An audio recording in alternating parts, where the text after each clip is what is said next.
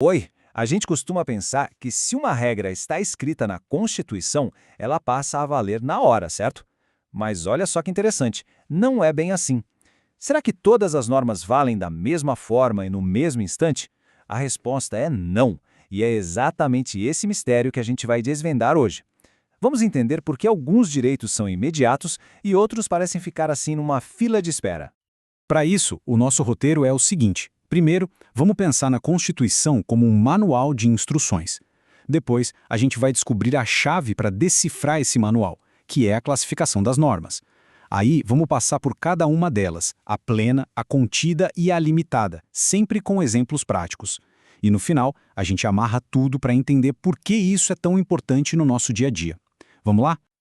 Então tá, pensa na Constituição como o grande manual de instruções de um país. Ela que define as regras do jogo tanto para o governo quanto para todos os cidadãos. Só que, como em todo manual, algumas instruções são bem diretas, enquanto outras precisam de um pouquinho mais de atenção. Isso nos leva a uma pergunta fundamental. Quando a gente lê um direito na Constituição, aquilo é algo que já podemos exigir agora, na prática, ou é só uma promessa, uma intenção do que o país quer ser um dia? A resposta para isso está justamente em como as normas são diferentes entre si. Para facilitar, vamos usar uma analogia. Imagina que algumas regras da Constituição vêm prontas para uso, sabe? Como um eletrônico que a gente tira da caixa, liga na tomada e já funciona.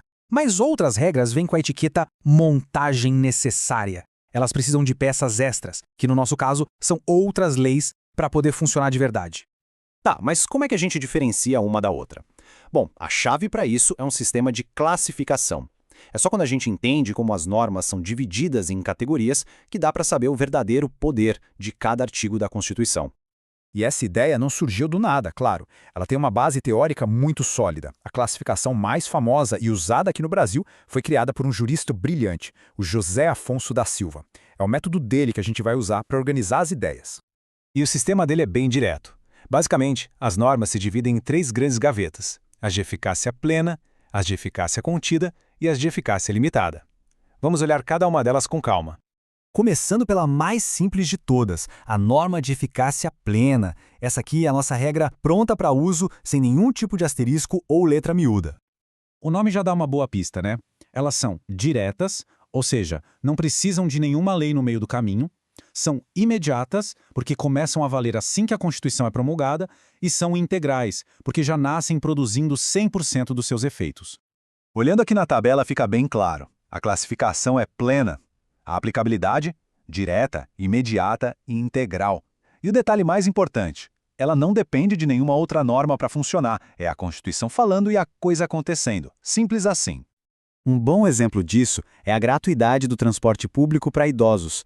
A partir do momento que a Constituição estabeleceu essa regra, o direito passou a valer. Ninguém precisou esperar por uma outra lei para dizer, ok, agora pode. Agora, vamos para a segunda categoria. Ela começa muito parecida com a primeira, mas tem uma pequena reviravolta no final.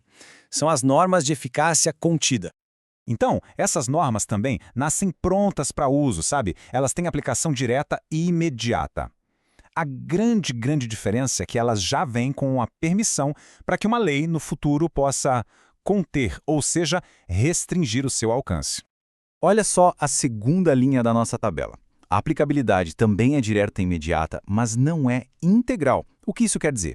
Que a norma já sai funcionando com força total, mas ela pode ter sua aplicação diminuída, contida por uma lei que venha depois. Um exemplo clássico disso é a liberdade de trabalho. A Constituição diz que é livre o exercício de qualquer profissão, só que o próprio texto continua e diz, atendidas as qualificações profissionais que a lei estabelecer. Então a lei pode chegar e criar requisitos, como um diploma ou um exame, para certas profissões. Ela contém aquele direito que, a princípio, parecia ser total. E, finalmente, chegamos à terceira categoria, aquela que precisa de montagem. São as normas de eficácia limitada. Essas aqui são as promessas condicionadas. Elas estão lá, escritas na Constituição, mas elas não conseguem gerar todos os seus efeitos práticos sozinhas. Elas dependem, obrigatoriamente, que o legislador crie uma outra lei para detalhar como aquele direito vai funcionar na vida real. Completando a nossa tabela, o contraste fica gritante. A aplicabilidade da norma limitada é indireta e imediata, ou seja, ela depende de outra lei para fazer a ponte entre a Constituição e a realidade. Sem essa lei ponte, o direito até existe no papel, mas fica sem aplicação completa. Um caso muito famoso disso é o direito de greve do servidor público. A Constituição garante esse direito, mas diz que ele será exercido nos termos e nos limites definidos em lei específica. Pois é, enquanto essa lei específica não for criada, o exercício pleno desse direito fica esperando. Ok, entendemos as 3 categorias, mas na prática, por que isso é tão importante? Quer dizer que uma norma de eficácia limitada não serve para nada enquanto o tal da lei não vem, fica só de enfeite? E é aqui que vem a parte mais legal. Mesmo essas normas que precisam de montagem têm um tipo de superpoder imediato. É o que os juristas chamam de eficácia negativa. Mesmo sem a lei que a regulamenta, essa norma já faz 2 coisas importantíssimas. Primeiro, ela funciona como um escudo, impedindo que qualquer lei nova seja criada para contrariar aquela promessa. E segundo, ela já chega passando o rodo, invalidando todas as leis antigas que eram incompatíveis com ela. Ela já limpa o terreno, digamos assim. Então, o que a gente pode tirar de tudo isso? Primeiro, que nem todo direito que está na Constituição é automático. Segundo, que essa classificação deixa bem claro qual é a responsabilidade dos nossos legisladores. E por fim, que entender essa dinâmica é uma ferramenta poderosa para a cidadania, para a gente saber o que cobrar. Isso tudo nos deixa com uma reflexão final, né?